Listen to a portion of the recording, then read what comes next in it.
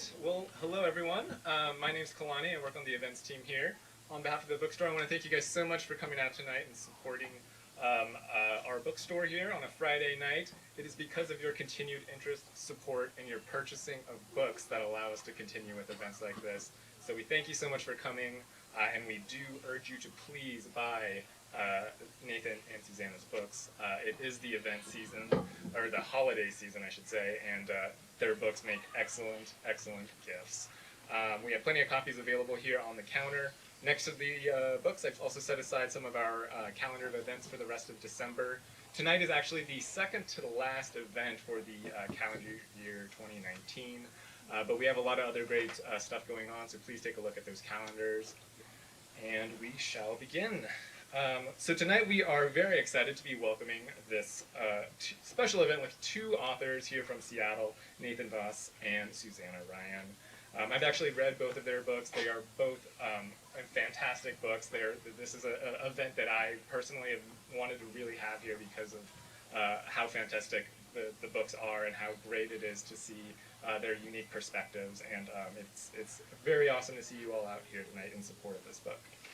So Susanna is a cartoonist and historian and is also known as Seattle Walk Report on Instagram, where she has over 16,000 followers. Her book, Seattle Walk Report, an illustrated walking tour through 23 Seattle neighborhoods, has been one of the best-selling books from the Northwest this year. And Nathan here is an artist, filmmaker, photographer by day, and a metro bus driver by night. The Stranger also called him, quote, the nicest guy in Seattle. His book, The Lines That Make Us, has also been a Seattle best-selling book and was a finalist for the Washington State Book Awards. Paul Constance of the Seattle the Seattle Review of Books highlighted tonight as the literary event of the week, and he had these words to share, quote, I hate to drive, I hate cars in general. Driving makes me anxious and angry and dumb. I prefer to get around Seattle by walking or taking transit. Seattle is better on foot. When you're moving slower, you can appreciate the subtle ways that neighborhoods gradually change and morph, one into the other. You can see the detail that goes into the older buildings. You can find the amazing network of pedestrian paths that web outward, and you can really see where you live. And on transit, you develop an understanding of who you're sharing your city with. You get to see your neighbors and understand how to live their lives. Taking transit makes me feel more connected to humanity.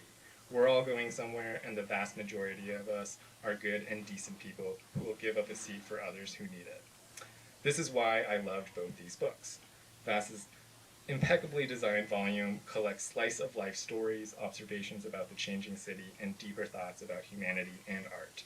Ryan's comics are funny and enthusiastic peeks into the overlooked treasures of Seattle's daily life, the finer details of civic infrastructure, the bizarre things people leave behind on the street, and the history that we walk by every day. Putting these two authors together is completely inspired. They're both young, optimistic, earnest observers of everyday life. This should be a conversation that every Seattleite would find to be inspiring, no matter how they get around. So please help me in welcoming them up.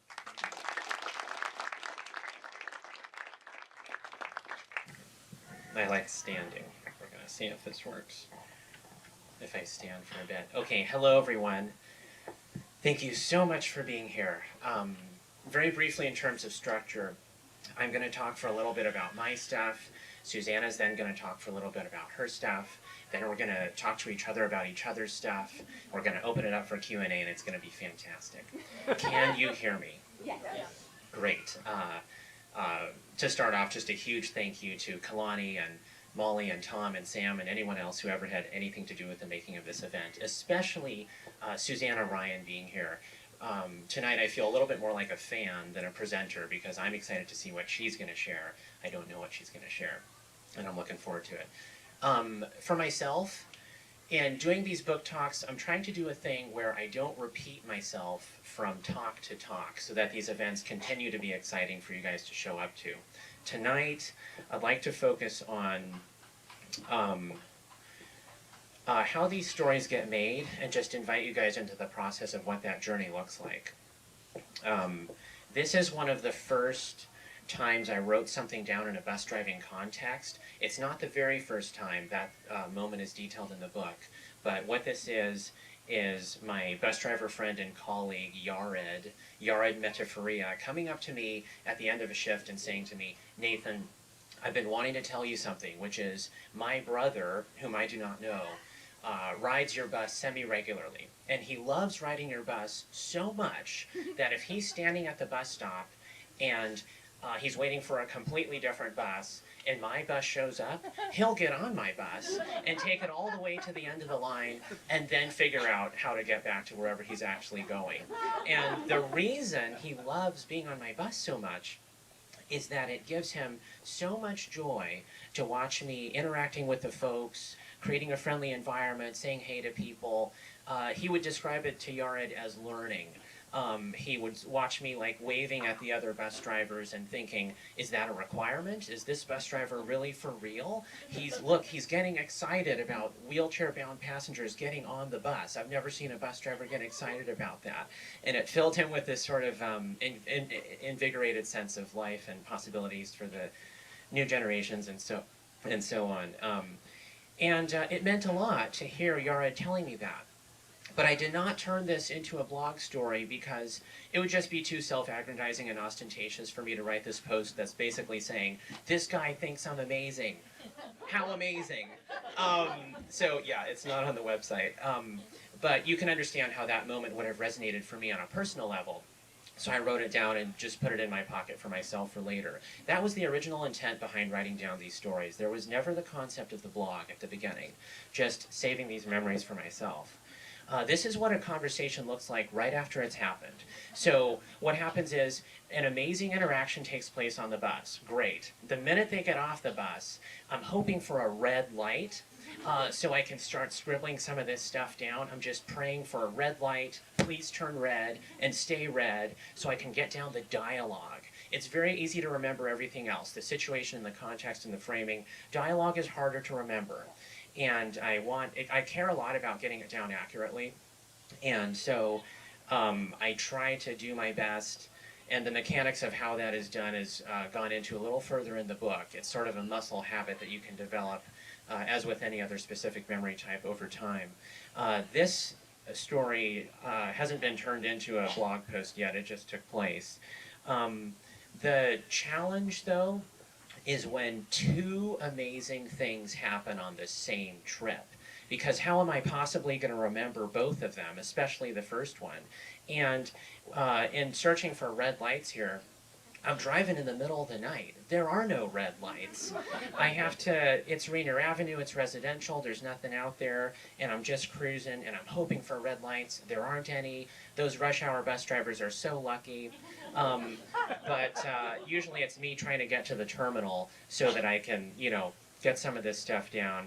And there have been times where something so sublime and transcendent has just happened, and I'm driving thinking, please, nothing else happen that's awesome so that I can get this down.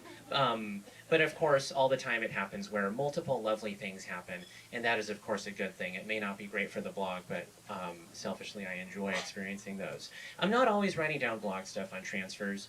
These are, the item on the left is a recommendation from a passenger. He participates in a radio podcast, and I wanted to make a note of it. The other two are me just trying to remember people's names. There are so many folks out there, and a lot of them remember my name, and I don't remember their name, and it's embarrassing. That's Anita on the pink S. She's apparently known me since 2009. I can't even remember her name. I feel terrible. Chris on the right, I noted that he works at McDonald's, and the reason was because I wanted to be able to ask him about that the next time I see him. This is a pretty haphazard way of collecting information.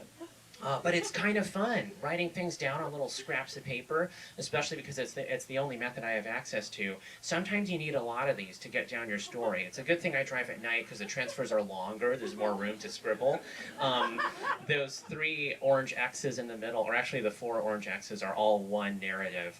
That one actually is in the book. It's the woman who's the baker, who I did not see for a number of years. And all of that that whole morass ends up turning into something that looks like this in the book, looking beautiful and designed and wonderful, not because of me, but because of my friend and graphic designer Tom Eichmans, who is incredible. Everything he touches turns to gold. He's here tonight. We'll talk more about that later. This is a draft. That draft actually turns into this specific story. And you can see me struggling at the bottom. I always wrestle with how to end the narratives. And that's the type of thing I'd be working on at a terminal when nothing's going on. Here's another one. This draft turned into this story on the website. Okay, why use pictures? Of course, I cannot have a camera when I'm, driving and click, click, click. That would be frowned upon. So there's never an image for exactly what the story is about. It's always a couple steps removed. I still like using images, though, partly because my training is in photography. I love shooting on film. All the pictures on the website are mine. But also, using an image offers you something analogous to what happens when you, the artist, give your artwork a title. It offers the reader an avenue of approach for which to enter the text, except with an image you're absolved of having to use words. You can touch on something more ephemeral. The go-to, of course, is to use a picture of a bus. I like to use the older photos I've taken from years ago of the older buses, partly because I want to share the texture and the nature of what it was to be in Seattle 10 years ago, 20 years ago. A lot of the people I talk to in the city now have only been here a few years, and I like sharing the sensation of being here before, when it was a little more evident that this was used to be a frontier town and it's a port city, and there's a texture and a grit to that existence that I recall fondly. Also, we have the collective experience of that route number, for example, and all of the things that happened on that bus. But of course, the stories are not about buses, they're about people. Sometimes I'll use a surrogate, like this is a friend of mine, he can be a stand-in for the character in the story. Very rarely, I do have an image of the actual people in the story. These two people are in the book. That's Rachel on the right and her partner. She's in the book twice. She shows up at the beginning and again at the end. But this image is not in the book, nor is it on the blog. It's just for you guys, because you guys came out here. Thanks for coming up to Lake Forest Park. You know where I'm going with this. Legally, we consent to being written about and photographed when we're in a public space, but I like to only ever do one of those things to someone, not both. And I don't want people to know what these two folks look like. I don't want people to bother them. Let's give them some room and sort of live their life and everything else. Pictures of me always get the most likes on social media.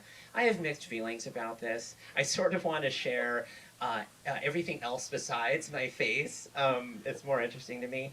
But I guess maybe people want to know what the author looks like or something. This is a ratio that works for me. 8 pictures of garbage, 1 picture of me. That I can handle. I love taking pictures of garbage. Ask me why later. Another thing I love doing is dumping a seemingly totally unrelated image in the reader's lap and wondering what they're going to do with it. What does this story have to do with these flowers? There are no flowers in this story. There's no van in this little thing that I'm reading. And I like to think that that might assist them in expanding their horizons of what the story can relate to. But of course, it's more compelling to have a figure than a van in your picture. And this is where we get into the whole back of the head thing.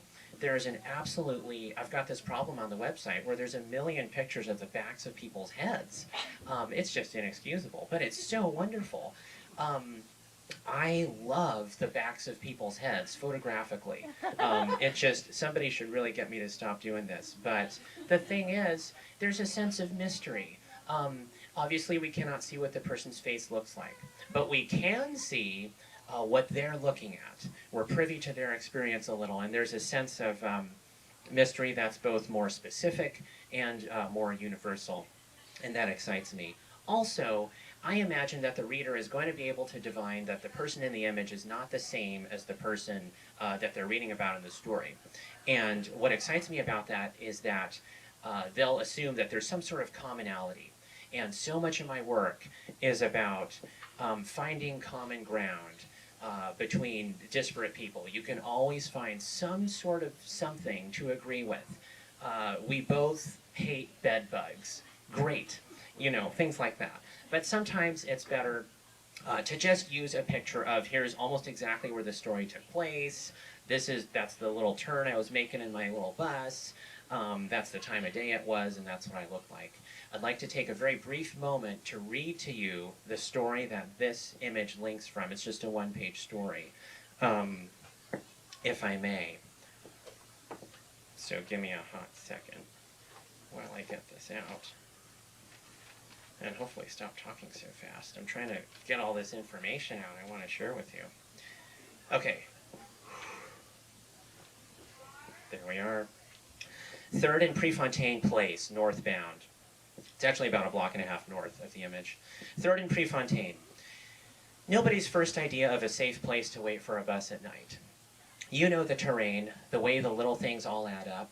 Uneven sidewalks, an out-of-commission reader board, the magnificently poor lighting, almost as if on some city planner's evilly gleeful purpose. The tense and cries from over there, tensions boiling across the street, and you, clutching whatever you clutch in your pocket, trying to be gracious in your thoughts as figures lurk about, shifting in the dark urban floor, letting you know they're alive. I roll up slowly in my 7, signed up now as a 49, to the U District. I open the doors to a zone with 2 people, neither of whom wants my bus. A young white woman, early 20s, in a demure white puffy jacket and nondescript ponytail and jeans. She looks at me through the open bus doors. The other person is called Chosen. Chosen is a black American man 2 generations too old to be sagging his pants, but he does it anyway. Every tatter of clothing on his body sags, and the phrase, dressed in rags, is here, finally, not an exaggeration. If you depicted him in a painting as he is, exposed skin and frayed, dead fabric, viewers would accuse you of caricature, saying no man over 40 really stumbles about in this bad a shape with a face like that, because his face is perfect. The unkempt beard cannot conceal the sheer beauty of his features. Look now at those high cheekbones, the perfect cheeks below them, hollow, like I wish mine were when I was little. His proportionate eyebrows in sockets and the big emotive eyes within them, expressive eyes. Thin, skin and gaunt bones with a perfectly proportioned and evocative face. He should be in the movies. You want this guy to play a black Jesus. I think he'd be perfect. He may have a drinking problem, sure, but so did Richard Burton. I will always have a soft spot for Chosen because I once saw a group of girls pepper spray him on my bus for no other reason than that they thought it was funny. You know you want to, they laughed at each other, with the same voice you'd use for ordering fast food or trying on jeans. They violated him because he was helpless and homeless, and it amused them to destroy something beautiful, like a child stepping on a butterfly. It was the second ugliest thing I've ever seen. The stinging tears streamed down those beautiful cheeks of his, the Jesus cheeks, and I sat next to him as he sat blinded, after everyone else had run off, and tried to guide him toward the open doors. Tonight, Chosen is in far better circumstances, same tattered garb as usual, but no apathetic gangster gaggle of girls to worry about. Between the 2 of us, hopefully I'm the only one who even remembers the incident. He is slinking about on the sidewalk, mildly disoriented as per character, closer to me than the girl in the white jacket. I recognize him and call out a nonchalant hello, just another acquaintance at the office. Oh, hey, Chosen. Hey, how you feeling? Oh, pretty good. Right on, man. Have a good one. All right, he said, genially, slinking onward, receding into the night shadows. The high point of my entire night was the girl's smile. She had watched the interaction, and we locked eyes now. I grinned in return, cheekily. Her smile was the smile of relief, where you don't realize you're letting down your tensed shoulders. Everything's fine. Sometimes everything's just fine. She almost laughed. The inherent silliness of our banal pleasantries and good-natured tones, juxtaposed with Chosen's terrible appearance, and the pleasure of her discovering what this bus stop can be. That guy wasn't a threat. He was just some guy, with a name, and a friendly bus driver who knew him and who was clearly enjoying being out here at this hour on this block. We both smiled wide, our teeth gleaming in the night, And I think we both kept smiling our separate ways for a while after. Thank you.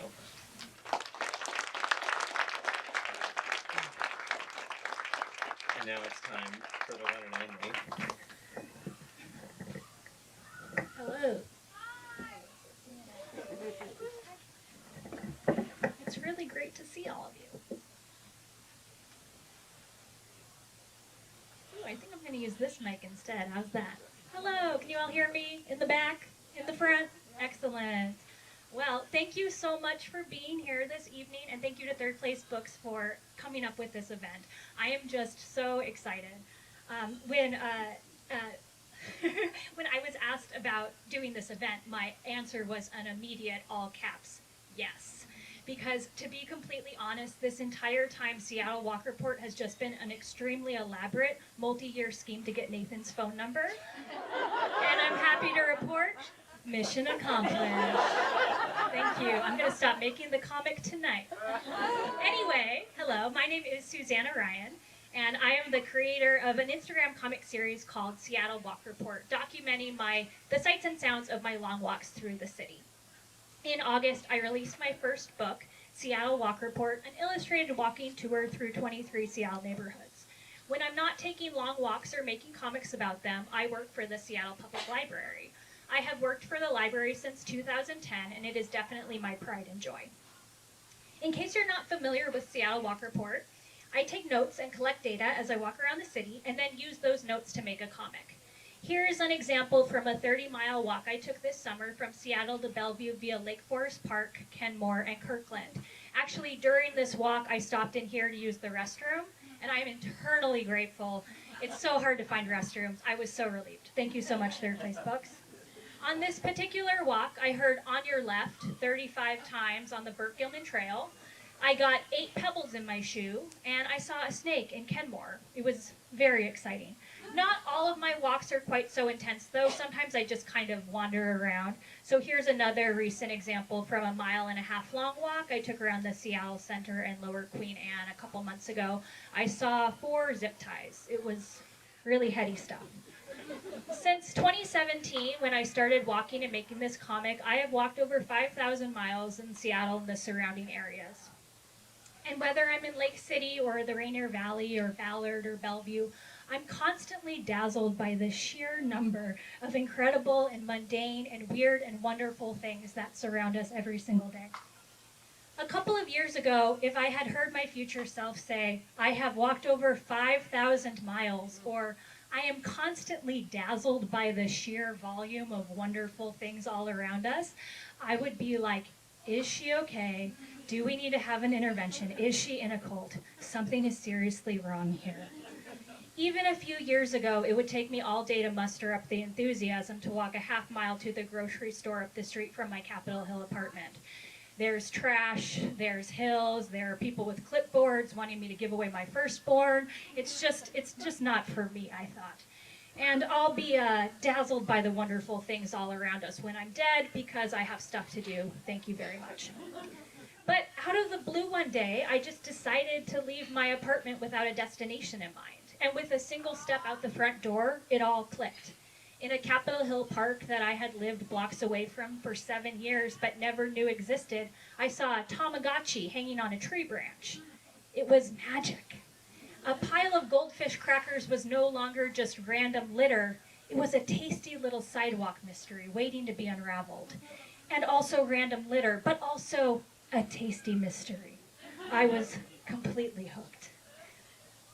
I wondered endlessly about the people I passed on the streets, about the buildings I saw, about these tiny, nearly invisible stories playing out thousands of times a day on hundreds of sidewalks around the city that would be so easy to miss if you just weren't paying attention. I felt like I had tapped into this secret world right under my nose. This Seattle didn't exactly mesh with anything I was hearing about Seattle. I thought Seattle was a dumpster, just constantly in flames. Seeing it for myself was a completely different experience. There were weird side streets, dogs and little sweaters. There was public art in the middle of a park. It all just felt great. From that day on, walking was all I wanted to do. Any day off or spare hour was spent just kind of wandering around, from Capitol Hill to Georgetown or Lake City to Northgate, wherever I happened to be to wherever I would find myself hours later. After a month or two, all of these walks started blurring together. So as a way to remember them, I got the idea to create an illustrated travel journal for my own city. I figured I'd record the route, the mileage, and whatever happened to be interesting about the walk. It seemed like a great way to combine my lifelong love of drawing with my newfound love of walking. When this idea for what would later become Seattle Walk Report popped into my head, I thought I'd keep it to myself like most of my prior artistic pursuits. Or more realistically, I thought I'd stop myself from even trying. Me and self-doubt are like best friends. And so self-doubt has stopped me from even trying many things in my life. I think, what if I fail? Or what if I put myself out there and everybody hates me for some reason and they're all laughing at me? Or what if there just isn't room in Seattle for somebody who has a kind of different point of view? I don't want to find out, so I'm not going to try. But a couple of days went by and I just couldn't stop thinking about this idea. I can talk myself out of anything, but I could not talk myself out of this. I started bringing a notepad with me on my long walks around Seattle, and I took notes, and then I used my findings to create a comic. And after making that first one, I just knew. It felt kind of wrong not to share it with other people. Maybe there were other people just like me, seeing the things that I saw, or wanting to see those things, or just wanting something cool and positive about Seattle. So I just decided to go for it.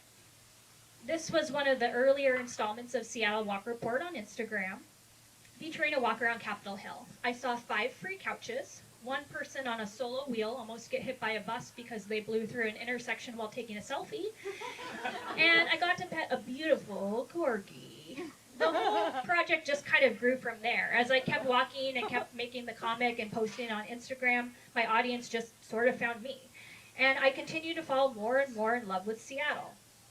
Out of the blue, 10 months into making the comic, the new editorial director for Sasquatch Books sent me a message out of the blue on Instagram one day, asking if I'd want to talk about making a book together. And I was like, okay. It was totally unexpected, a kind of exciting, kind of daunting proposition, but I was like, you gotta say yes to this, right? And then in 2.5 months, I walked 65 miles and wrote and penciled a 176-page book, all while working my regular day job at the library. I don't know how I did it. And Seattle really showed up during these walks that I took for the book.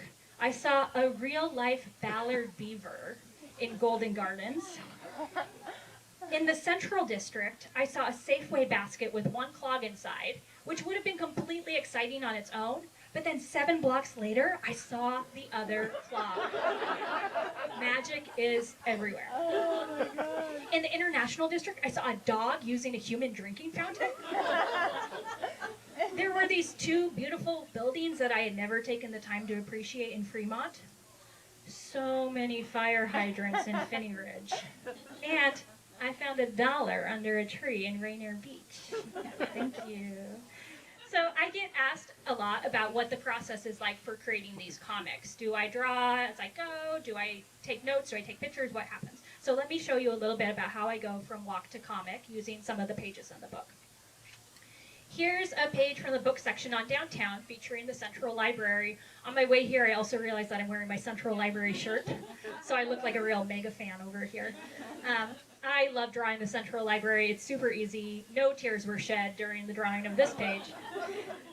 So the page says, the Central Library. There were 3 people washing the windows. And then in a speech balloon I say, the Seattle Public Library Central Library is made out of 9,994 pieces of exterior glass.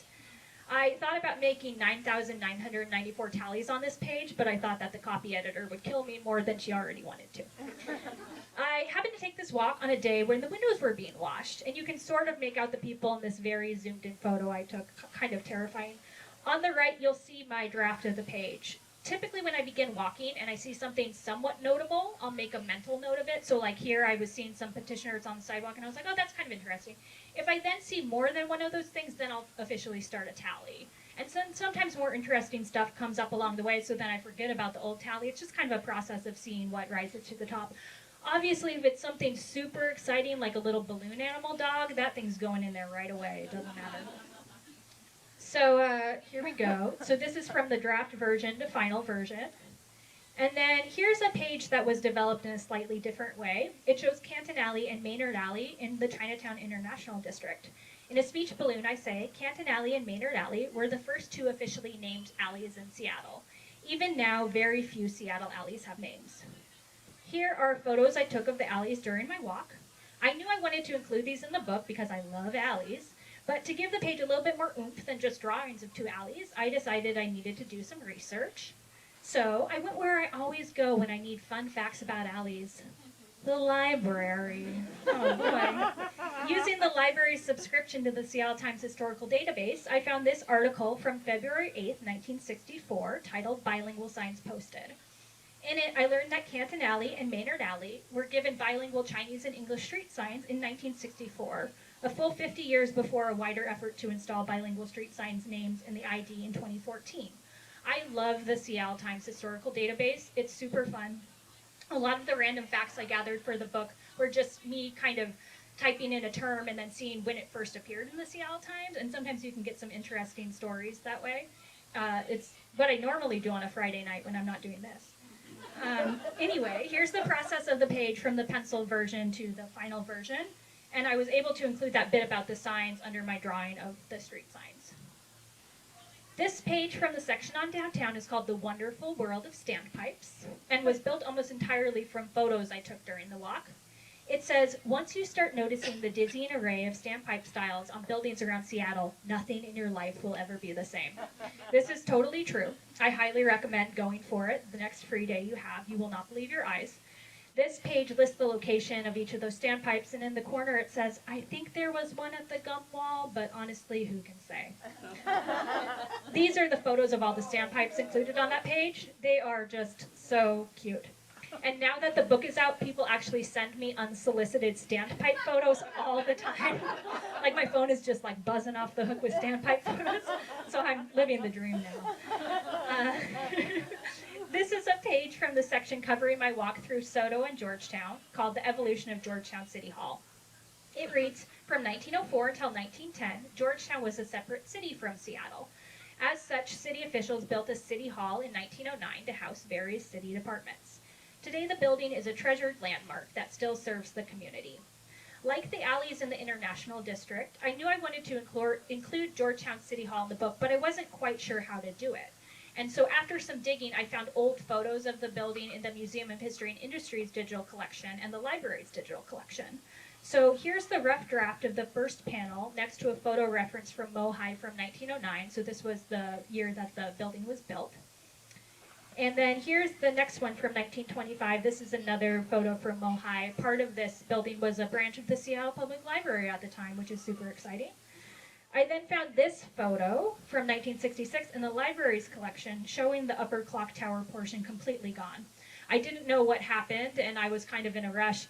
And so rather than find it, I just wrote, whoa, because sometimes I'm lazy.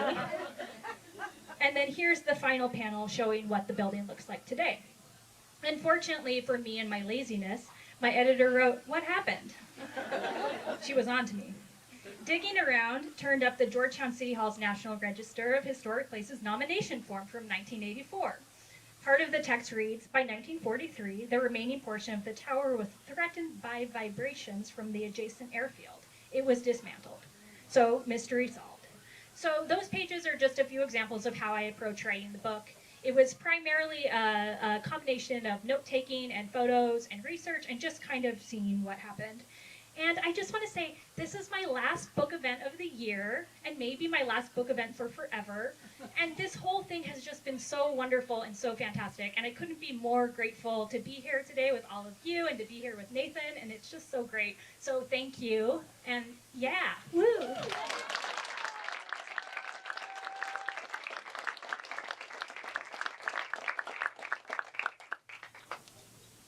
Do you mind if we pull our chairs out so we can see each other better? What a great idea. Let's do it. All right. There you are. Hello. Perfect. Hello. Do you want to go first or shall I start? Well, I kind of want to tell a story with no point, which Please. is that a couple weeks ago we met up in order to talk about this so that this wasn't our first time meeting. And I said we should go to Jade Garden in the International District, and you said that we should arrive at 11:17 a.m. So I was like, okay, this guy is not messing around. And we reached the corner at pretty much the same minute, and you say, Susanna Ryan, wow! And I was like, oh, okay, hi, you know? And so then we go inside, and I mentioned that I work for the library, and you said, wait, the Susanna Ryan? Oh my gosh, as if I have some sort of claim to library fame, which I most certainly do not. And I was like, this is so nice, like I feel so special. And then I thought, you know, I think you really do make everyone feel super special and important. And so I really think you deserve that nicest guy in Seattle call. Like I was like, no, maybe Nathan, you know? Thank you so much for saying that. I don't believe that I'm the nicest guy in Seattle. I am hugely flattered by that incredible article, but yeah, there are definitely others, including Susanna Ryan, because there is, I know, that's how this evening's going to go, because the excitement, first of all, of, look, there she is, it's 11:17. She's walking, we're like approximately the same number of feet away from the door of this restaurant. And I don't know, there's just something incredibly exciting that it's this Susanna Ryan that I believe I've heard about working at the Seattle Public Library. Here we are in real life. I have a friend who has an enormous fascination and passion for the Seattle Public Library system, and maybe that's where that arises from. Gosh, I have all kinds of fun things to ask you, but I want to start off by reading a short section from your book.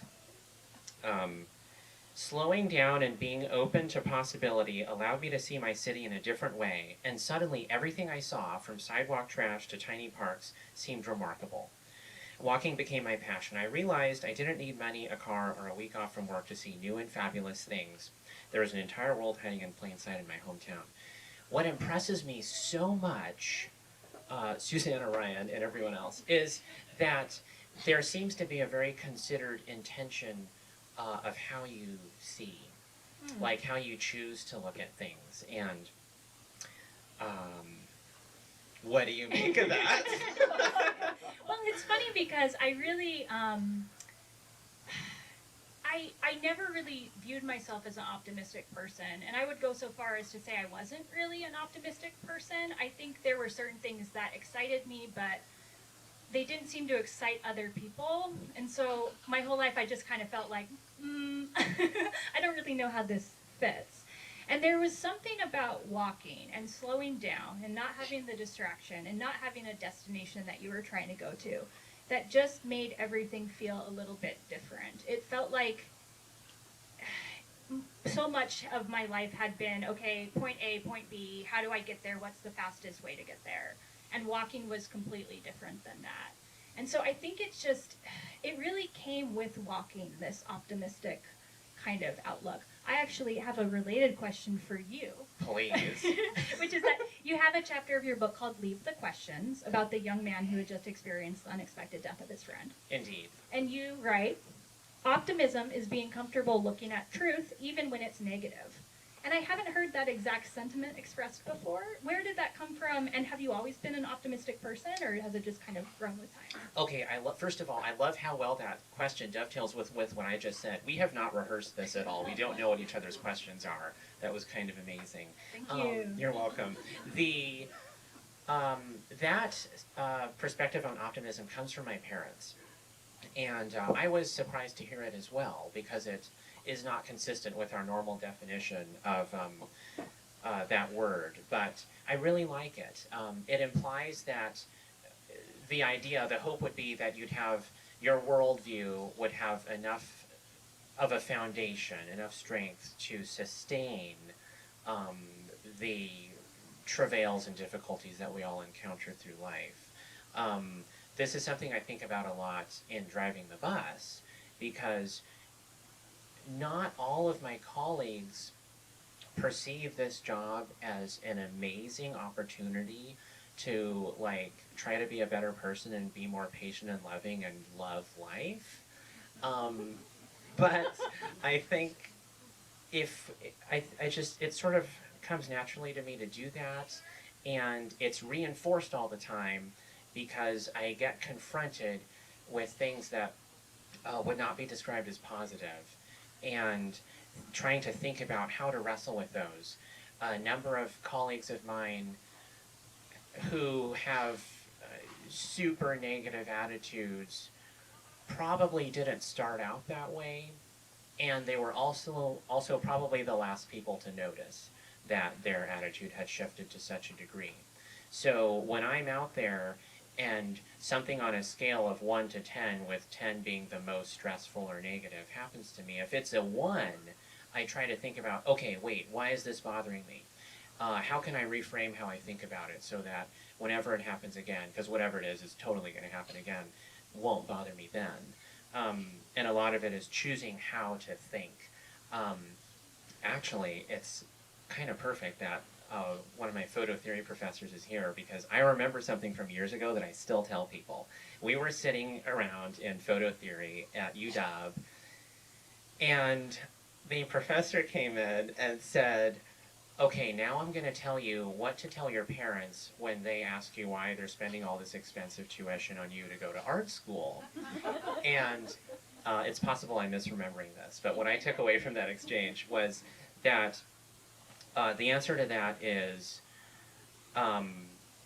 it's not that we're teaching you how to use the equipment or learn the history of photography, because you could actually do that on your own. We're hoping to imbue in you the idea of questioning what you think, thinking about how you think, to have that extra meta layer that considers the intention through which you approach things. And so coming across this book, Seattle Walk Report, is just such a perfect example of that. I was most excited on a page early on. You've got the right idea with the microphone stand there. But I thought you had the right idea by holding your mic. We'll have to agree to disagree. There's a page in here that talks about Capitol Hill trash and how awesome it is. And she points out the various exciting and unusual things that she came across. And the act of reading that was very exciting to me. It was like, okay, here's another person who is approaching this from a neutral light or a positive light. And while not discounting the fact that littering might be a social issue of concern, there are also other things to think about it. And I love what this book does in terms of reframing, and I think it's very valuable. So you also write in I think it was in the conclusion of your book, you write that you felt that your perspective was a minority one for a long time. And that you said something like, in fact, I have the quote here somewhere, you discovered how many people there were enthusiastic about kindness, positivity, and the human element of urban life. And I feel kind of similarly surprised at the reaction to Seattle Walk Report. And I've been thinking a lot about why there isn't more positive content. Because my thought process was, well, maybe negative content gets more views or something like that. But then we're kind of proof that people are yearning for this sort of positive thing. So I don't know if that's really a question. It's just something that I was thinking about. It intrigues me too. Yeah. Well, I've been thinking about how it seems like, especially now in the world of contemporary art, there's a desire for multiplicity of meaning in a work, and usually that means some sort of irony or maybe an element of sarcasm or cynicism as a way of having multiple levels of interpretation for something. What we're doing here is a little different from that.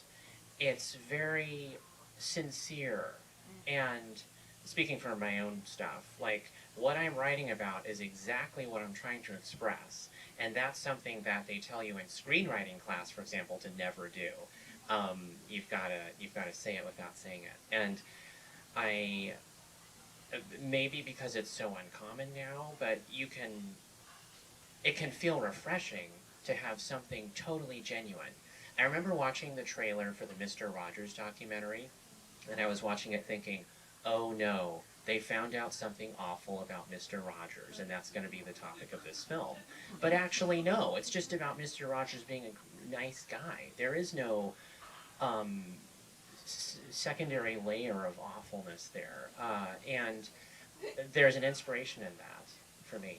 Do you ever feel vulnerable about putting yourself out there in this way, or about having this really earnest kind of positive spin on things? I remember having this moment. I was driving the 120, and a friend of mine was riding the bus. Her name's Stephanie, and she is very, very gregarious.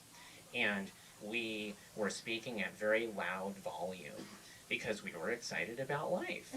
And the 120 is sort of, it's really two routes. The top half goes through West Seattle on the Dale Ridge Corridor, and the bottom half is more the working class and low income folks in White Center and Burien. And I noticed that on the top half of the route, people were kind of uncomfortable with what was going on. And there was more than one person actually who came up and said, "Are you guys on a date? Is this supposed to be like, what's going on here?" And we're like, "No, we're just friends having a great time." And that seemed to make them uncomfortable.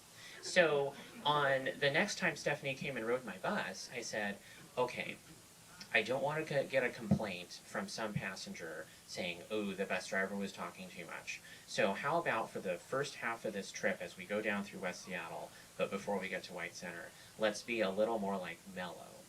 And she's like, "Okay, that makes sense."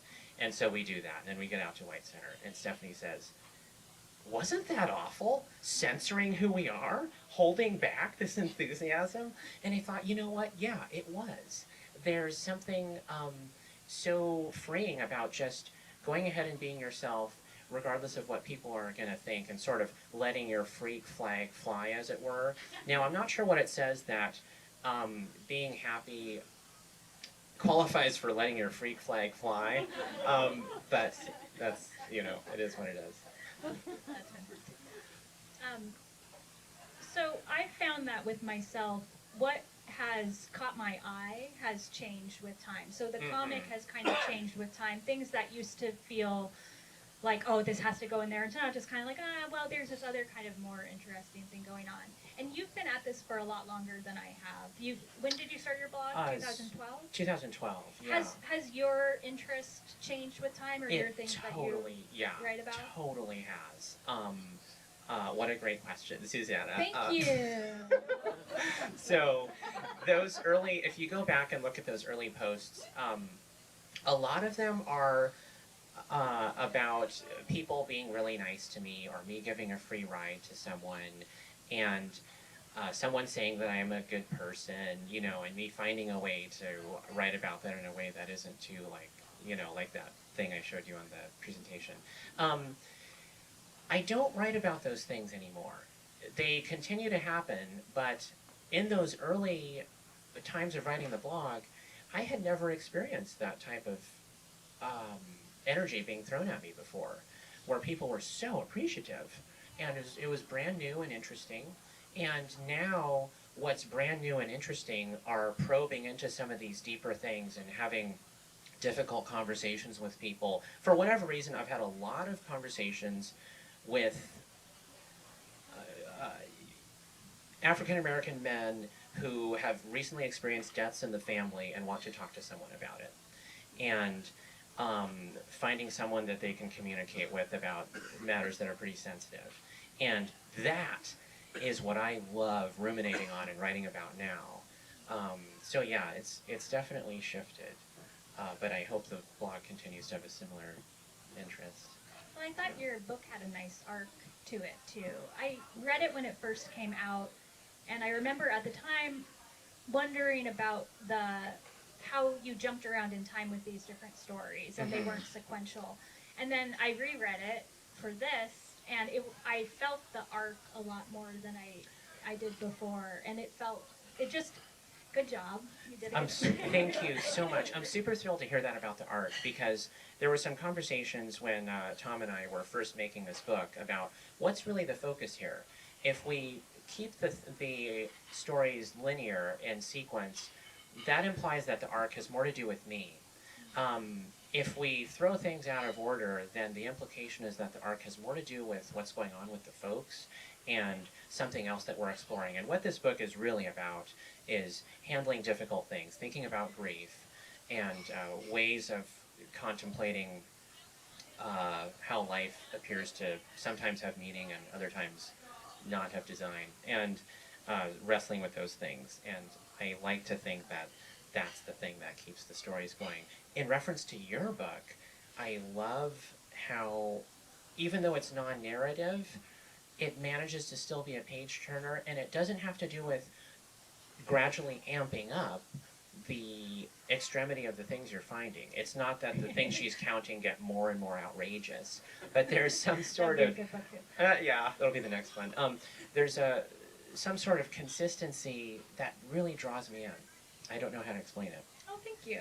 You know, when I thought about doing the book, I think the publisher thought that, okay, we're going to do a book where I put some of the comics that I made on Instagram and then I make some new stuff, because that's what typically happens with things that start on the internet and then become a book. But I've loved enough things on the internet that have become books that I didn't want to do that. I was like, okay, what is something I can do in the book format that just isn't easy to do on Instagram? On Instagram, you're competing for attention with all these other things, and it's harder to tell longer stories. And so it was kind of fun to think, okay, how can I set this up so that it feels like a nice sister to the Instagram account, but it's something else entirely. Yeah. And it was an interesting process too, because half the book was done, drawn up, and I still hadn't done the other walks. So it was like I was walking and drawing at the same time. And so like West Seattle, for example, was one of the last walks I did for the book. And by that time I knew everything else that was in every other chapter. So I was like, okay, really, I hope I find anything here. You know, it was just kind of a weird, Wow. fun process of it all. I imagine you, for some reason, Uh-huh. I was typing up my questions last night, and I was thinking about little Nathan. Sorry to call Yeah. you little Nathan. I Please, don't know why yeah. I did it. You are, in fact, I'm older kind than of me. little. So I imagined you there with your blog posts all printed out and your photographs, just trying to figure out the order of things, or yeah. what to cut and what to put in there. And I imagine it must have been this heart-wrenching and very exciting process for you to decide what would make it in. So I'm so curious how it evolved and how you decided, and if there were any stories that you had to cut even though you were like, Yeah. you know? It was so exciting and so heartbreaking, just as you say. The original idea for this was graphic designer Tom Eichmann's and myself being like, let's do a zine, you know, let's just do a couple of stories here. And from there it ballooned into, I was sending him a list of what I thought were the best 60 stories. There's only 30 in the book. And I was very excited about this possible 500-page thing. But he was the one who recommended, you know, brevity has its virtues. And cutting out some of those stories, yeah, super tough. I opted to go for the stories that were the most emotionally meaningful to me, rather than the best written ones. If in fact there's a second book, I might go that route, but here it was the choice of let's do the things that are most, this is not the best of the blog, it's the most personal of the blog, and hopefully that would connect.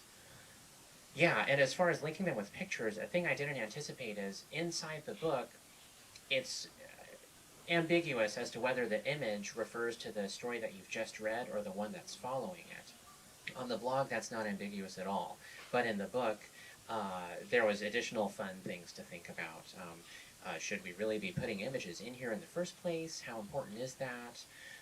And what order should they be in? They're not going to be in color. But we thought it'd be worthwhile to sort of try to make this into like a faux coffee table book, or, you know, a book of short stories that's pretending to be like some art coffee table book, because it's my training, art. And if you've had a chance to pick it up, it has this very exciting double flap cover action. It's the cutest thing I've ever seen. Thank you. I love it so much. I love that yours is hardcover. Oh, thank you. It adds a sense of legitimacy to the like graphic novel drawing environment. Well, it was funny because it was actually one of the longer conversations that we had about the book. I love hearing this. For some reason, they gave me way too much freedom with this book. Like, I submitted some stuff and I was like, oh, for sure they're going to say, okay, we like you and we want your unique voice to shine, but you just can't put this on paper. And that's not what happened at all. They were like, oh yeah, that's fine. I'm like, okay, like, you know. But we talked for like hours about whether or not to make it a hardcover or softcover book. Okay, and tell it me was more. like, Yeah. well, okay, so it's for walking, and you wanna walk light, you know. So do you really want this hardcover book? But then it's not really that helpful for if you want it as a walking guidebook. It's just not that helpful. So is it more of a gift for somebody else? Is it more? And it was just like so much hot drama around whether or not to make it hardcover or softcover. And I'm so excited that it is hardcover. One of my big things, I didn't have many hills that I would die on. This is so dorky, I can't believe I'm talking about this. But the one thing was that because I work at the library, I know really well what materials hold up with time and a lot of circulation. So I was like, okay, the things that matter to me most are this can't have that gunky weird cover that some books have. You know, it has to have this certain kind of material. So I was like charging in that office and I was like, now listen here, like it's got to have this sort of finish and this. And they were like, okay, like we're never working with you again. But anyway, it was like my diva moment was making sure it was library friendly. So That's a great idea. did you have any diva moments with your book? Are there any things that you are unwilling to? Gosh, what a great question. I've never like been that. asked that. Thank you. I love getting all these brand new questions. Diva moments. Tom might be better at answering that. This is Tom Eichmann's, the graphic designer of the book. It's as much his book as it is my own. Talking about the back and forth between having the flap and no flap, and like kind of the multiple printing instead of kind of Yes. back full circle. Having the flap versus not having the flap, huge deal. We did do a print run that doesn't have the flap, and I remember taking that, and the reason was because it's cost dramatically less. For the print runs that we did, for our first couple runs that were done right here on Capitol Hill, we were excited about, let's keep it local. We're in Capitol Hill, I drive the route through Capitol Hill, we're selling the book on Capitol Hill. And the press over there, Gurley Press, that did the book with the flaps, each flap had to be folded over individually by hand. And that's an enormous cost. Because, as you might imagine, when a book is printed, the three sides that are not the spine are overprinted in terms of paper size and then trimmed down.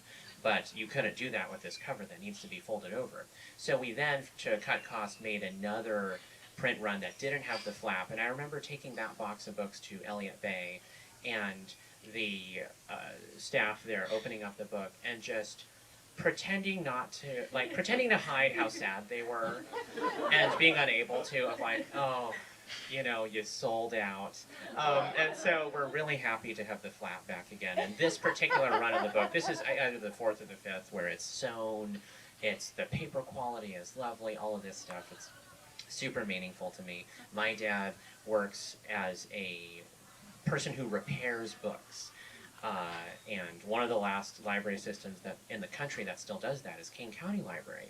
And the Mendery department actually just refers to one person, him. And so I've grown up learning about, like, don't turn the pages here, turn them here so you don't tear the paper, stuff like that. And I also wanted this thing to last. And my moment of thinking, okay, I've made it with this book, was when it finally got accepted into King County Library System and one of the copies was stolen. Perfect. Somebody wants it enough, you know, yeah, it's like, thank you. Legitimacy has arrived. That's just incredible that you really do know that you've made it. There are some things that I experience on my walks that just don't lend themselves well to comics. Either it's something too personal or just too difficult to draw or something that's a little bit too hard to explain. And I imagine that you experience the same sort of thing. Definitely. How do you, are there any stories that you really would love to share that you just haven't been able to find the What a words for? great, okay, wow. Sorry to sound like a broken record by saying all these questions are great, but they are. Recently I was driving the 7 and we got to the end of the line. A friend of mine was with me and we were chatting up front. This doesn't happen all the time. I'm just talking about a number of those moments tonight.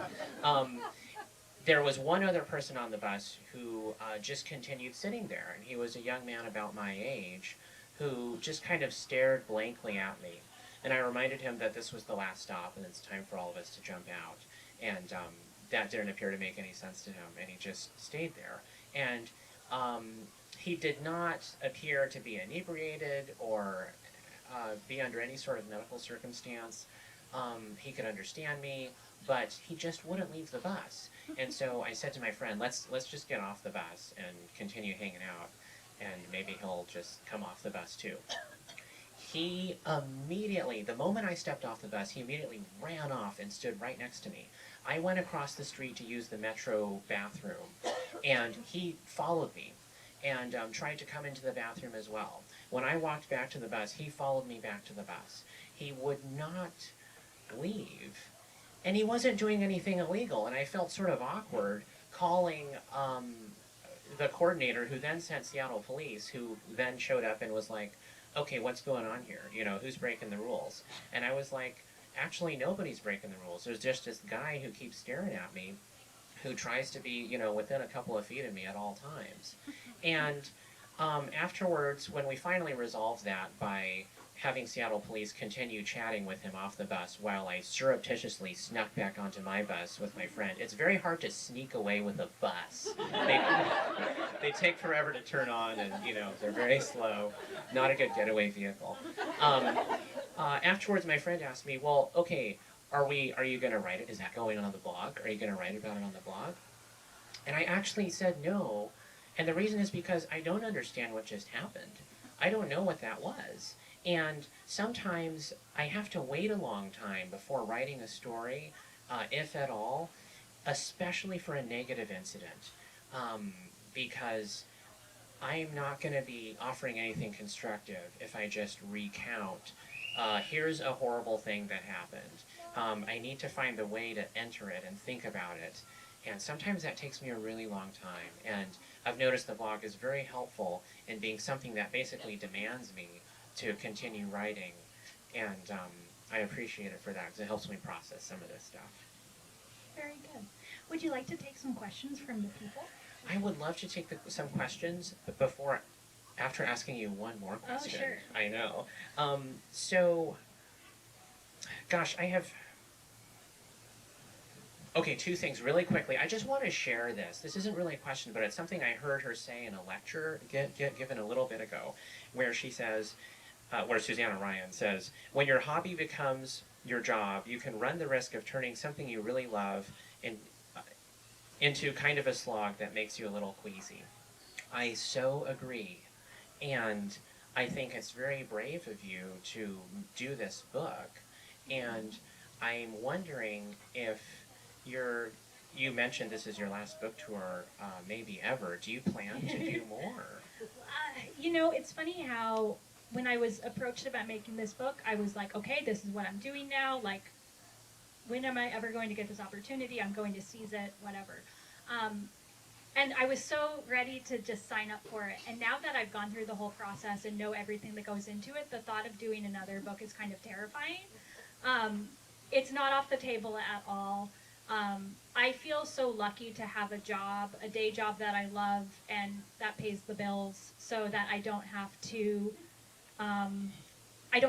make a book if my heart's not in it, you know. But this has rarely felt like work. Even when I was crying over drawing the Central Library or was getting carpal tunnel from so much drawing, it just never really felt like work. It felt like this is what I'm supposed to do. And I was always afraid, as someone who was always kind of had my finger in some creative pots or whatever, I really was afraid that if I ever did anything like this, it would take all the fun away of something that's really important to me, and that's not what happened. So I think I will make another book, but I'm just kind of scared. I think I just need some time to decompress a little bit from all of this and get my arm strength back. So.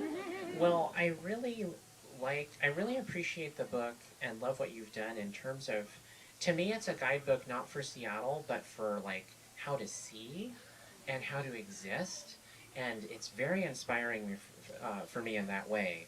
A lot of publishers turned this down, my book, on the grounds that it was too regionally specific. I don't know that either of these books qualify for that term, because what they're talking about is something that's way beyond the concrete confines of this city. Yes, those of us here are going to get way more out of these books because we know what Third Avenue is or what the library looks like. But it's really about how to see and how to think. And thank you. Yes. Thank you.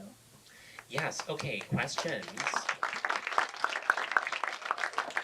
question for you is, you're writing about what's happening at work, and my question was, and kind of for Susanna too, but does your places of work have any input, guidance, anything with your books? Like, that's my question. Very briefly to repeat the question, does my job have any input or guidance, Metro, onto... Or the PR people. Or the PR people at the... Yeah. And the answer is no. Thank goodness that they do not interfere with what I do. There is a person who's required to read everything that I write, in case I just start like slamming Metro's policies or something. But I try to be mindful of not doing that. They are nice enough to let me do this artistic venture and give me total leeway, and I'm surprised by it. They like reading the material because it gives them sort of a on-the-ground view of what's going on, and some of the stories are used as training materials. Yeah, they haven't really gotten in there, and they've shut down some other bus drivers' blogs because they're too negative, and so I don't rant, nor would I, but yeah. For me, it seems like, not that my job cares that much about what I do, but they seem to like me more. Like, I seem to be more popular with, like, the people that matter. Like, suddenly city librarians emailing me, and I'm like, oh, like, how can I use this? But they don't really care. Excellent. I saw a hand back there. Yeah, do you find that, like, talking a lot with people affects your ability to do your job as safely? That's a great question. I've been yelled at by customers on that particular issue, and I love the opportunity to respond to it now in a more reasonable environment. No. The answer is no. Bus driving is largely the act of multitasking, and that involves thinking about the passengers inside your vehicle, thinking about the traffic, being mindful of the size of the bus, thinking about the wire if you're doing a trolley route, and then having a conversation with the person next to you while also answering questions or like anticipating a wheelchair lift or something. And that mental headspace is a very heady and exciting place to be, and I thrive on it. Talking with someone and driving, for me, are two entirely unrelated pursuits, and it might be easier for me because I'm driving exactly the same route every night. I don't have to worry about making wrong turns or something. It's always the same thing. And I've also been driving for a while, but it's comparable to driving your car while there's a person sitting next to you in the passenger seat and you're talking to them. If that's something you do 8 hours a day for years on end, it's going to become very easy to do both. So don't worry when you're on my bus and I'm talking to Stephanie and we're being loud. I'm not going to crash into anything. And I try to continue to do the announcements myself, even when I'm talking to someone, to let the rest of the bus know, like, okay, I am here. I care about you guys, and that's ultimately more important than this conversation. Do you ever have people, like, fight over your attention? You know, sometimes it's awkward where there's like a little line of people there that want to talk, or I'm having a conversation with someone, and everything's lovely, and then, this happens all the time, and then a new person gets on, who of course would have been unaware of the conversation that's just happening, because they weren't on the bus a second ago, and they're like, oh, hey, it's Nathan, let's talk. And then the other person feels sort of butthurt, because now it's like time for the new person. It's very awkward, and I haven't found a perfect solution. Yeah. Yes. You said that you talk a lot about using respect in your blog post, and then you also mentioned that you love taking photos of trash on the bus. Yes. Like, isn't that sort of like respecting you? What a great question. Thank you for taking me up on the trash question. So, there's a section in Don DeLillo's Underworld, that's a book, it's my favorite book written after World War II, where he talks for about 2 full pages about a landfill. And it's just basically a poetry in prose form articulating the idea that garbage is the essence and evidence and proof of all human activity, and that it's proof that life exists and that we are here. And I enjoy thinking about that. I also enjoy photographing garbage because it has a lot of texture, and it's a sort of discipline from a photographic standpoint. If you can make this interesting, you must be good. So I find myself doing that. Is it disrespectful? Great question. I imagine that the people who litter on my bus, you can tell what a bus route is sometimes, what route it is, by looking at the interior of the bus. There's a few routes that are super dirty all the time, and the 7 is one of them. You get on, there's all this food everywhere. And I think part of that has to do with littering is a way of exerting agency over a space in a way that you probably don't have agency elsewhere. Maybe you don't have access to a living space of your own, and this is a way of saying, this is my space. And I remember having a conversation with some operators at the bullpen. That's what we call the area in the base where everyone hangs out. We're in the bullpen, and one of the drivers was saying, gosh, I hate littering. I hate all of this stuff. And one of the other drivers listened to that and said, you know, these guys don't know where their next meal is, and they may not have eaten for 3 days, and they're missing medication, and their circumstances are awful, and you're concerned that they should be cleaning up after themselves so you feel more comfortable? No. They have much more important things to worry about. So I try to remind myself of that. And I don't know whether or not that's the best way to think about littering, but I have to think that way, because there's litter all over my bus, and if there's something I cannot control, I have to rewire my brain so that I'm okay with it. And that's how I'm able to, like, yay, let me take a picture of all this stuff that was left behind. Thank you. Yes, please. Yeah, I'm curious, Susanna, if one of the neighborhoods when you were making your book surprised you, considering you already walked so many of the neighborhoods when you were doing the walks for your book. So the question is, was I surprised by any neighborhoods that I walked for the book because I had walked a lot of them before? Actually, what was most surprising for me was one of the first walks I did for the book was Capitol Hill. And I lived on Capitol Hill for a long time, and I had walked around Capitol Hill more than any other neighborhood. And I thought, to see this with fresh eyes is going to be really difficult. Because that's kind of, part of it is just kind of going in with a certain mindset. And it ended up being one of my favorite walks for the book. I think there was something about how familiar it was that really had me looking for the things that weren't as familiar. I think that Capitol Hill was probably my favorite walk that I did for the book. And I was also just pleased with the assortment of things that I saw. So yeah, I would say that that was the most surprising. Good question. Mm-hmm. Please. Don't be shy. Hi. Hi. Did you find a perfect walking shoe? Did I find a perfect walking shoe? I say this I get that question a lot, and nobody wants to sponsor me. Like, come on, you could be getting all sorts of free advertising here. So I'm actually wearing my walking shoe of choice now for fall and winter months.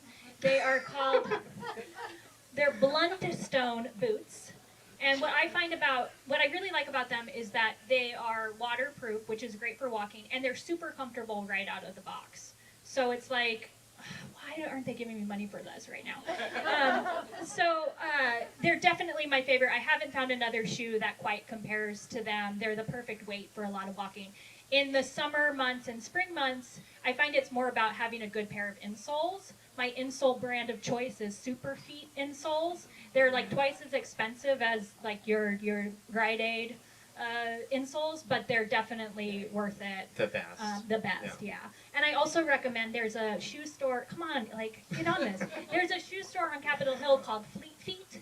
And they'll, even if, oh man, like, I'm not the kind of person who like loves like talking to people and like having people on my foot like trying to figure out my size and stuff.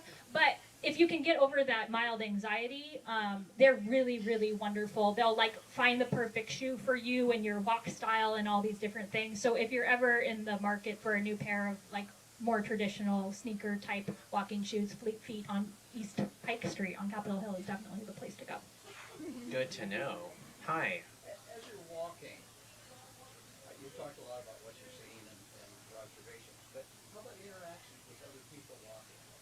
What's So- your feelings about how people react to you? So the question is, I see a lot of stuff while I'm walking, and I also see a lot of people and their interactions with people, and what are those like? Is that a fair way to? Okay. You know, I didn't mention it in this, and maybe some of you know, and maybe some of you don't, that before the book came out, I was anonymous. So I was posting on Instagram anonymously. I didn't have my name or my face or anything on it, and I was worried that being more known would mean that the environment kind of changes, or that suddenly people are doing things or leaving things outside my apartment just in the hopes that it will make it in the comic. I kind of thought it might ruin some sort of dynamic. It really hasn't. I do get stopped on the street sometimes, or like yelled at from cars, but it hasn't really interfered with the comic or the authenticity of it or whatever. You know, I'm kind of an introverted person. I'm kind of a shy person. I'm certainly not the one to strike up conversations with people on the sidewalk. Occasionally, I mean, people really love to ask me for directions for some reason. There's something about, I mean, usually I do have a little notepad in my hand and I look like a little nerd who knows these things.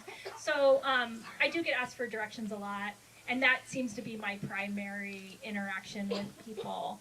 I tend not to focus as much as with the people in the comic. I think it almost feels like too personal, and while this is a very personal thing, I also want it to be something that everybody can relate to and not make me the star of the show or whatever. Totally. Do you ever worry about the people that you write about finding out about it, or have you ever Yeah. had any negative reactions or positive reactions? You know, yeah, it is something I think about. Legally, it's less of a concern because in order for libel charges to have traction in a court environment, they would have to prove compensable damages, which is going to be next to impossible here. But I do think about, what would some of the characters in this book make of my writing about them? And I want to believe that, for example, I don't know how many folks here have read the book, but there's a individual who calls herself the light-skinned black woman, and she's a pretty extreme sort of person. And I wonder sometimes, what would she make of this piece of writing that focuses on her? I like to believe that she would consider it a celebration of her antics out on the street, because I'm not explicitly decrying her behavior as negative. Hopefully it's neutral enough that she would think it's, you see what I'm saying? I had another incident where there's a guy on Rainier Avenue who dresses up like a king outside of Burger King. And his name is Travis, and he wears a crown, and he's got a shield and a sword, and he's the most creative panhandler I've ever known. And I wrote a story about him, and thought nothing of it. And then a couple of months go by, and my stories also get posted onto the Urbanist's website. And Travis comes running over to me in the middle of the street one day and says, "Hey man, I love the post on the Urbanist. I show it to everybody that I meet." He just was thrilled. And my heart started racing when he opened his mouth and said, "I saw your post on," I was worried that, like, okay, he's going to yell at me. Because the story mentions his girlfriend, it's kind of personal. But no, he loves it. And also, whoever knew that Travis, who panhandles outside of Burger King, reads the Urbanist? Now we know. Yeah. I saw a hand up back there. Yes. For both of you, I was just wondering what kind of advice you have for younger writers, and like what would you tell them in observing and looking and doing things to give them some motivation to write music in the question is for younger people, what advice would you give maybe younger people who want to get into writing, and what kind of advice about observation and that sort of thing? Do you want to take it first? Well, sure. I was listening to this lecture where you actually answered it brilliantly, giving a talk at Seattle Art Museum about identifying the things that you are interested in doing, that you love doing, and finding something that links all of them together. In your case, Seattle Walk Report. And what I like about that answer is it's kind of like this. I did not set out to like publish a book or become semi-famous or something by driving city buses and writing stories. It's just something I love doing. I love being out there on the road. I love interacting with the people. I love writing about it and making images. And so it was just, I was doing what I wanted to do, and it sort of snowballed into these different opportunities. From my perspective, just fell into my lap because I was very bent on creating how I like to create. I guess keep being you is the short version of that. What would you say? I definitely agree with that. I think one of the things is that I kind of thought that if you get the opportunity to make a book, it's because you're the best at something. And that's completely not true.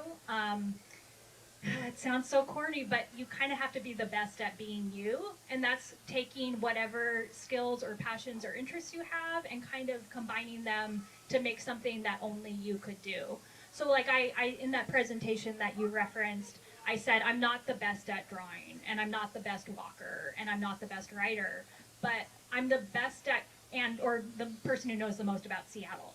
But I am the best person at combining those things together and making something completely different about them and something that's just me. And so if you can find your kind of combination of things and then just like get over it, like get over the like angst you have about middle school or whatever, or people telling you you're not good enough or whatever, and just embrace who you are. I thought about if I had been faking any part of this, faking any enthusiasm, faking any whatever, that if I got the opportunity to make a book, it would have like crashed and burned, you know? So it's like, you just have to, you have no choice but to be true to who you are, whatever that happens to be. Splendid. Couldn't have said it better myself. I saw a hand somewhere. Please. Yes.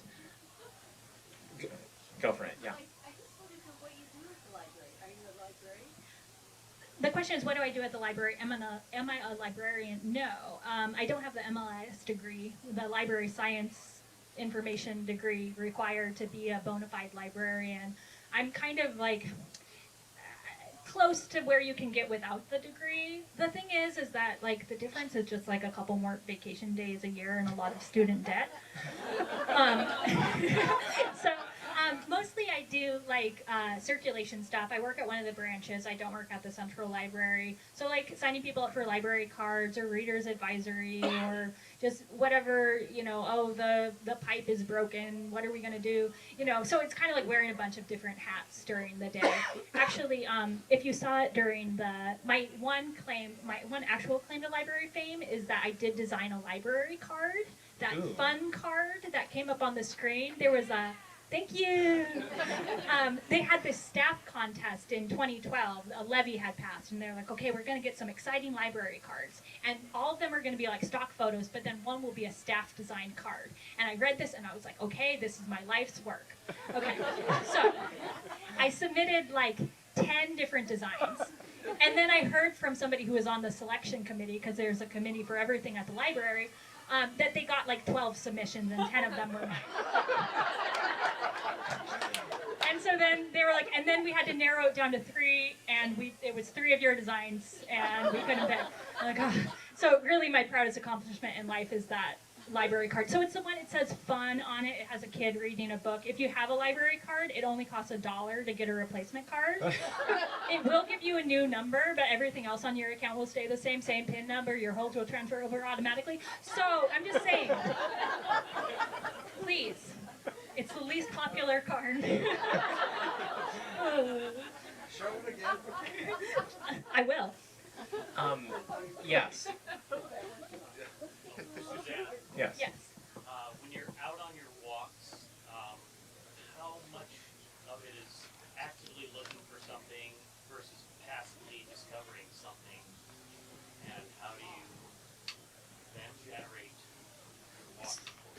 walking, how much of it is passive observation and how much of it is me intentionally seeking things out?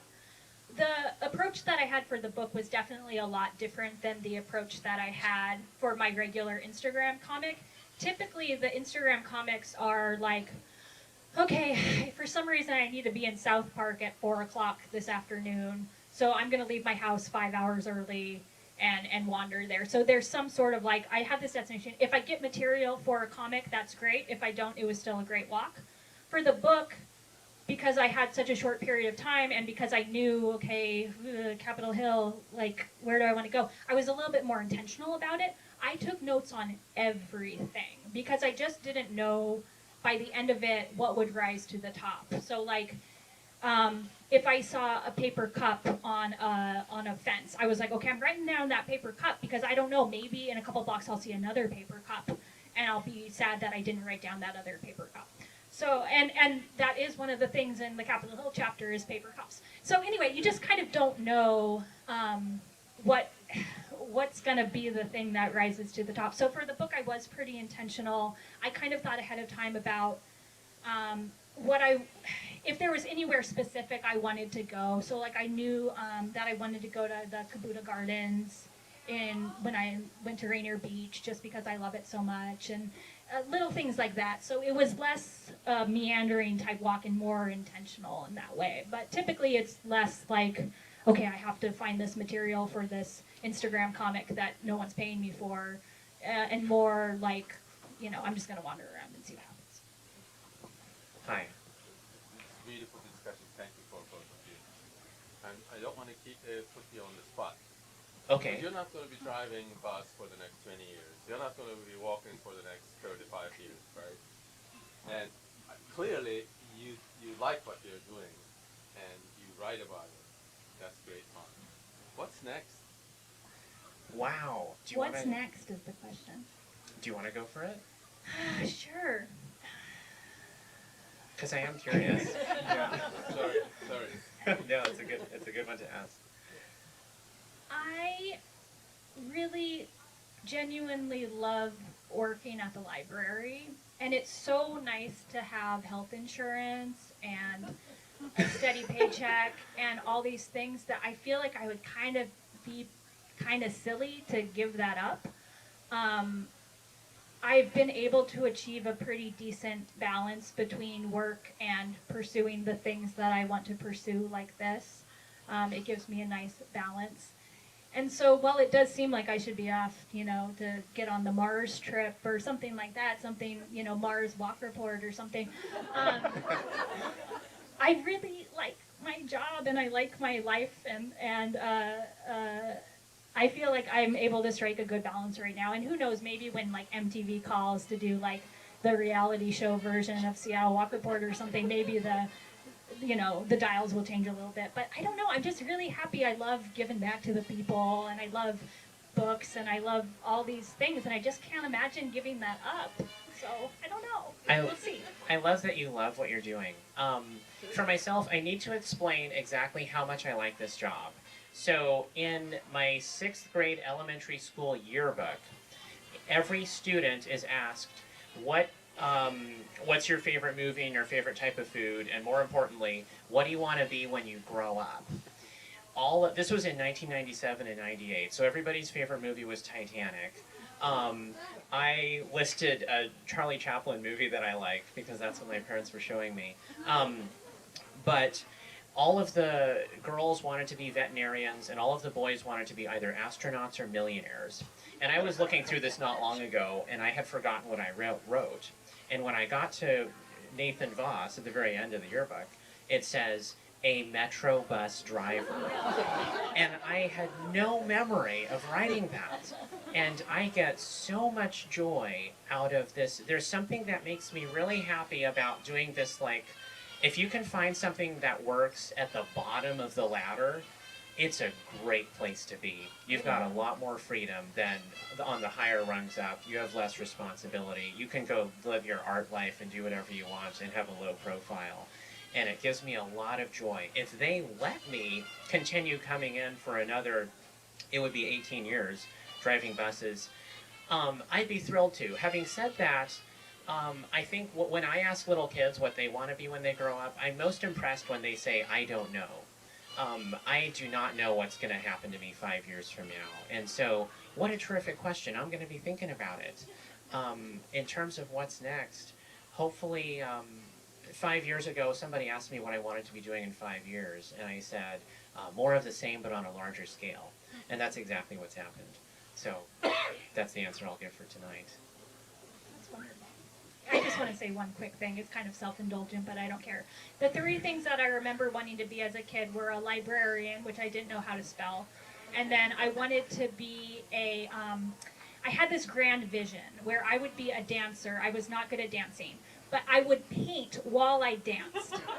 And so it'd be like I would do a movement here, and I would do a stroke on the canvas, and then I'd go over here and I'd do this, and then I would sell the paintings to rich people in the lobby afterwards. And for some reason, I kind of feel like I'm living a little bit of that dream now, because I'm like using my body and my movement to like create this artistic thing, and then like now people can buy it. And so I'm like, I think in some way I wasn't quite there with the execution, and it's probably for the best because you don't want to see me dance.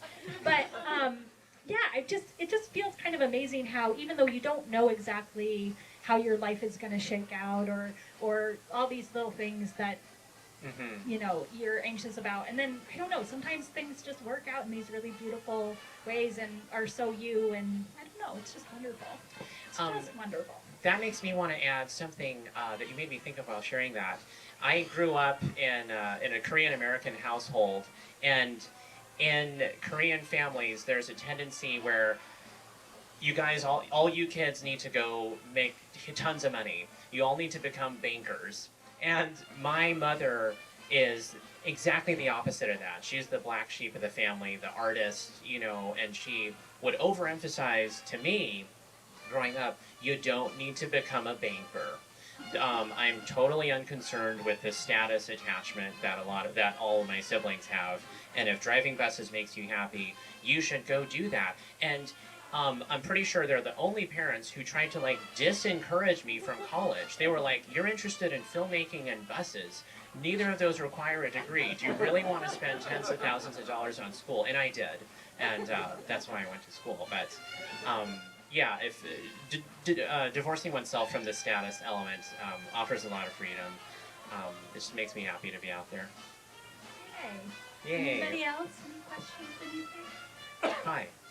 I'm wondering why you don't maybe take a little recording device with you on your bus as a way of recording what is it, you know, rather than praying for that red light. Right. You just able to spew. Yes. The question is, why don't I take a little recorder instead of praying for the light, for red lights? And one, there's a law in Washington State where you're not supposed to record people without consent. But there's also, I could request video footage from Metro because it all is recorded anyways. But there's actually, I kind of like the challenge. I try to preserve a lot of the ums and uhs and likes that people have in their speech because I find it exciting, the cadence of how people talk, but I can't preserve all of them. And I think if I was to do a transcript of how someone speaks, because I have done that not in the bus environment, but outside with friends of like, let's see what this looks like on paper, just as an experiment, and it's like 10 times as long, and I want to be able to say that yes, the dialogue is as accurate as I can possibly remember it, but for me to sit up here and think of myself as an author, it can't just be me regurgitating stuff that already happened. Part of the charm is like the author is adding their spin on the material, and so that's how I justify the fact that I'm not allowed to record people, because yeah, that would make it so much easier. I thought about that too, and I think maybe he was talking about recording your own notes and writing notes. Oh, yes. I did try that for a little bit. At the terminals, I just talk into it, like they do in the movies. But then I have to go sit there and listen to myself talking, and it takes a long time. And I abandoned it because it was faster to just look at my own chicken scratch and extrapolate from that. Yeah. Yeah. Yay, is it time? Any final question? Yes. Metro ever get mad if you're using all the slips to write your notes? Right, yeah, because I guess I'm destroying monetary items of monetary value. They care so little about transfers, so they're just like hand them out, hand them out, hand them out. Maybe I shouldn't be sharing that, but you know, it's an honor system. We'll keep that between us. Yeah, it's just a way of minimizing security issues. They're like just, you know, take a couple boxes of transfers or packets of transfers and do what you will. Thank you for being you, Nathan. Thank you, Susanna Ryan, for being here. What an honor and a thrill. Please come up and talk to us. Ask us more questions without all these other people listening. I'm going to be here for a little while. There's a bunch of books over here. Did you take the bus over here? I wish I could say yes. Someone drove me. Next time, I'll get on the 522. Yeah. I did not walk here today. I'm sorry. We're both frauds. This has all been just Right. an elaborate Very lie. elaborate, yeah. You're not really a Metro driver. Exactly. I never learned how to walk. It's all been. Yeah.